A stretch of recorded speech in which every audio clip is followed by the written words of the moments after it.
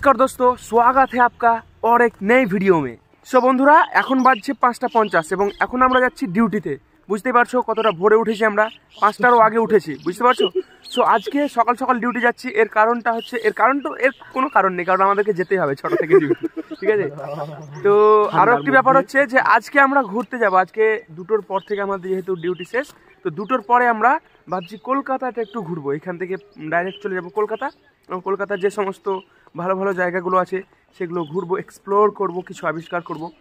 তো বুঝতে পারছো, ততক্ষণ আমরা ডিউটি যাই। আসলে ট্রেনিং করে এসেছি, এই ঠান্ডাগুলোকে কিছু মনে হচ্ছে না। দেখ, একটা সিঙ্গেল ইউনিফর্ম পরে আছি আর ওপরে জ্যাকেটটা পরে আছি। ডিউটি যাওয়ার পথে আমরা আমাদের আজকের দিনটা শুরু করলাম 1 কাপ চা দিয়ে। যে সেকেন্ড টাইম, মানে চাটা খেতে এতই সুন্দর লেগেছে, আমরা সেকেন্ড টাইম খাচ্ছি এটা। নাও গাইস, উই আর রেডি, একদম ফুল রেডি। এখন যাব আমরা কলকাতা, প্রপার কলকাতা, এবং কলকাতায় গিয়ে যে সমস্ত ভালো ভালো জায়গাগুলো আছে, ভালো জিনিসগুলো আছে, সেগুলো দেখবো। সো ততক্ষণ তোমরা সঙ্গে থাকো, দেখতে থাকো। Now you guys can see photoshoot চলছে এখন, ফটো সেশন। এখন আমরা বেরিয়ে পড়লাম, এখন বাজছে 2:30 এবং এখন আমরা চলে গেলাম কলকাতা যাচ্ছি।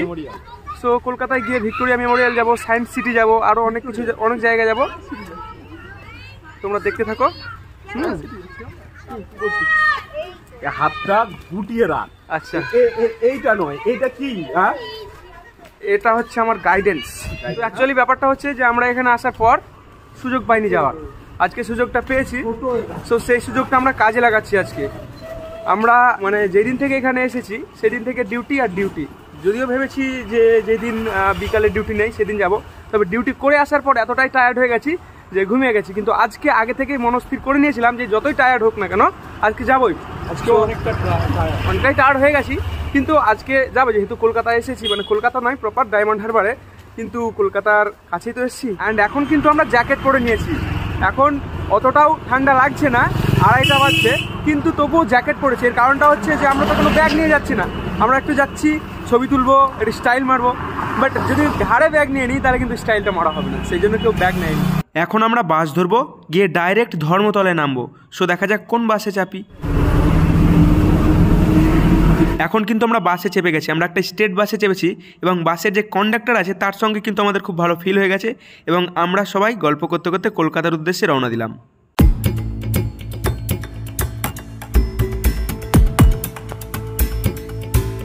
বাসে যাওয়ার পথে সব থেকে ভালো যে জিনিসটা আমার চোখে পড়লো সেটা হচ্ছে এই বিশাল বড় বিল্ডিংটা। এটা কোনো বিল্ডিং না, এটা হচ্ছে একটা বিশাল বড় হাসপাতাল, স্বামী প্রণবানন্দ মহারাজের হাসপাতাল। হাসপাতালটির নাম হচ্ছে ভারত সেবাশ্রম সংঘ এবং এটি পৈলানে অবস্থিত। গুল খেও না, বিড়ি খেও না, সিগারেট খেও না, আর কি সিগারেট খাওয়া, বিড়ি খাওয়া, শান্তি খেও না, আর বিমল খেও না। এখন কিন্তু আমরা প্রায় কলকাতায় ঢুকে গেছি, কারণ রাস্তাগুলো দেখতে পাচ্ছ বিশাল চকচকে এবং উপর দিয়ে ফ্লাইওভার চলে গেছে।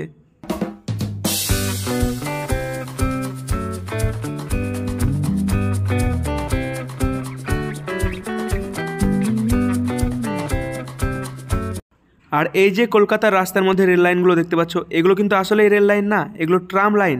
এর মধ্যে ট্রাম গাড়ি চলাচল করে। আর এখানে একটি ব্যাপার হচ্ছে, এই ট্রাম লাইন কিন্তু ভারতবর্ষের কোথাও চলে না, শুধুমাত্র কলকাতাতেই চলে। গাইস, আমরা এখন এখানে নেমে গেলাম, বাস থেকে নেমে গেলাম। আমরা স্টেট বাসে উঠেছিলাম।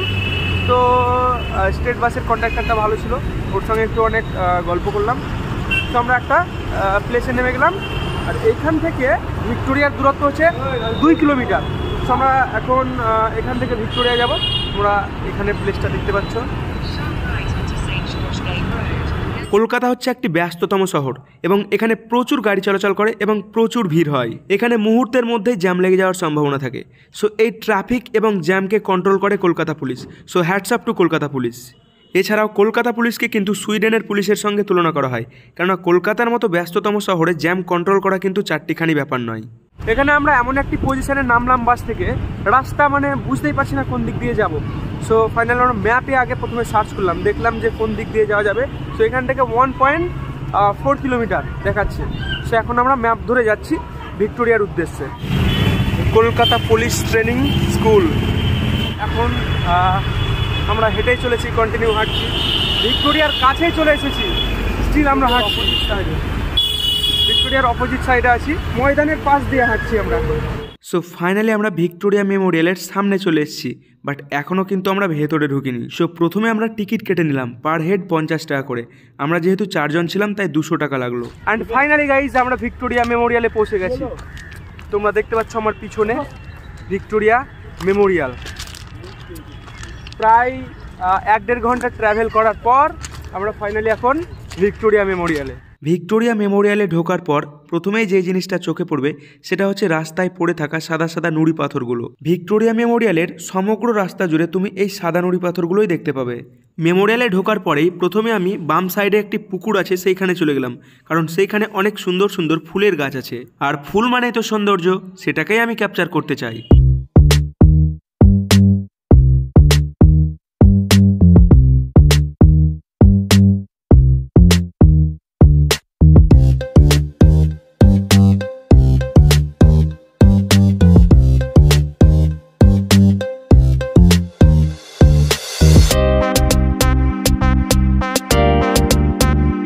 এরপর আমরা সামনের দিকে এগিয়ে গেলাম ভিক্টোরিয়া মেমোরিয়ালের ভেতরে ঢোকার জন্য।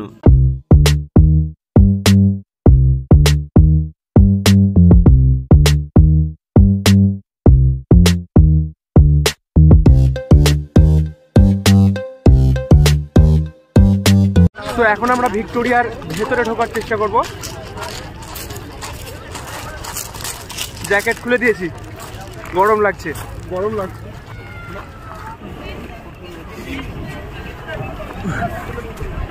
দৌড়ে চলে এলাম। ওয়াও, এটা এক্সিট মনে হচ্ছে রে, এটা এক্সিট। ব্যাপারটা হচ্ছে যে আমরা এক্সিট গেট দিয়ে এন্ট্রি করতে চাইছিলাম, কিন্তু হলো না। আমাদেরকে বললো যে পিছন দিক দিয়ে যাও। ফটো ভিডিও করতে এক্সিট দেখাচ্ছে, সেটাও দেখিনি। এক্সিট গেট দিয়ে এন্ট্রি করবো, তা কখনো হয়? Wow, must view. এটা হচ্ছে ভিক্টোরিয়া মেমোরিয়ালের সাইড ভিউ, বাট খুব সুন্দর। এখানে কিন্তু পুরোটাই সাদা পাথর বিছানো আছে, সো খুবই সুন্দর লাগছে। আচ্ছা, ওটা হচ্ছে ফ্রন্ট সাইড, আর আমরা এতক্ষণ ছিলাম পিছন দিকে। এটা হচ্ছে ফ্রন্ট সাইড। এখন কিন্তু আমরা ভিক্টোরিয়া মেমোরিয়ালে প্রবেশ করে গেছি। দেখছো আমার বন্ধুরা ছবি তুলছে, আমাকে অনেক। ভেতরে ঢোকার সময় গেটের কাছে কিন্তু 2 জায়গায় চেকিং হচ্ছে। এক জায়গায় ব্যাগগুলো রেখে দিতে হচ্ছে এবং আরেক জায়গায় চেকিং করছে। চেকিং হচ্ছে কিন্তু।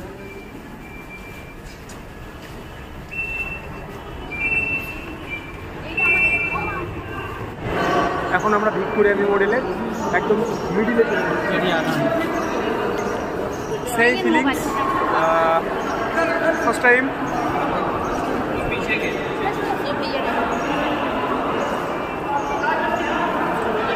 ভেতরে ঢোকার পরে প্রথমে ম্যারির মূর্তি চোখে পড়লো, আর যেহেতু এটা একটা হিস্টোরিক্যাল প্লেস তাই এখানে অনেক হিস্টোরিক্যাল জিনিস আছে।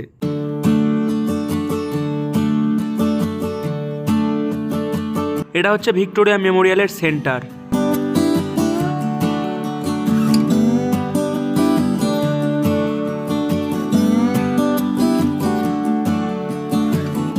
এখন যেই মূর্তিটা দেখতে পাচ্ছ এটা হচ্ছে রানী ভিক্টোরিয়ার প্রতিমূর্তি, এবং এটি ভিক্টোরিয়া মেমোরিয়ালের একদম মধ্যবিন্দুতে অবস্থিত।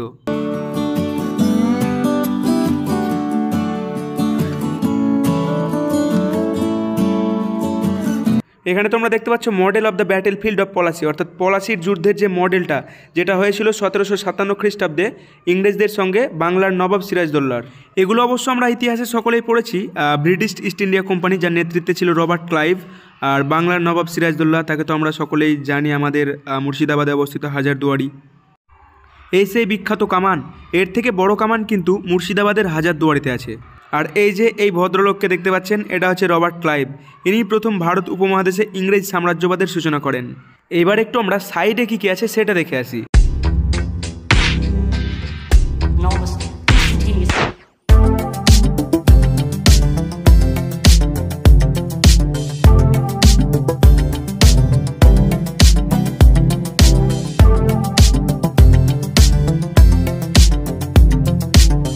ভিক্টোরিয়া এসে আমরা অনেক ছবি তুললাম, অনেক ভিডিও করলাম, এবং একটা ভালো এক্সপিরিয়েন্স। খুবই ভালো লাগছে এখানে এসে। তো ফার্স্ট টাইম আমরা এখানে এলাম, অ্যান্ড কিছু ফরেনারদের সঙ্গে মিট হলো, খুব ভালো। লন্ডন থেকে এসেছিল। এখনও কিন্তু আমরা ভিক্টোরিয়ার ভেতরেই আছি। খুবই সুন্দর লাগছে। অনেকটা ঘুরতে বাকি আছে আমাদের, যেখানে আমরা ঘুরিনি পুরো। যেখানে আমরা এন্ট্রি ছিলাম সেখানে সব কোটা ঘুরেছি। এদিকে নয়, এদিকে নয়, নো এন্ট্রি। দেখো এই তো এন্ট্রি, এদিকটা হচ্ছে এন্ট্রি আর ওইটা হচ্ছে এক্সিট। এখন আমরা ভিক্টোরিয়ার উপরে উঠছি, টপে।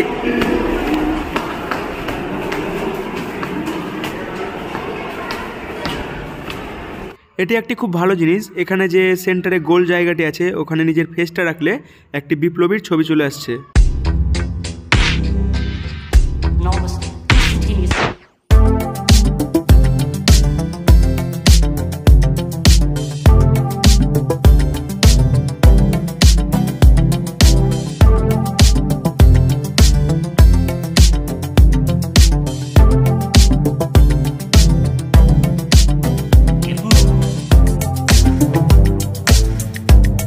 এটা হচ্ছে ইন্ডিয়ার ফ্ল্যাগ। 1931 সাল থেকে 1947 সাল পর্যন্ত এই ফ্ল্যাগটাই ব্যবহার করা হতো। সো ফাইনালি আমরা অনেক ঘোরার পর এবার বাইরে চলে এলাম। অ্যান্ড গাইজ এখন যাওয়ার পালা হয়ে গেছে। অনেক ঘুরলাম ভিক্টোরিয়াতে, প্রচুর ঘুরলাম, অনেক মজা হলো। এখন আমরা যাব।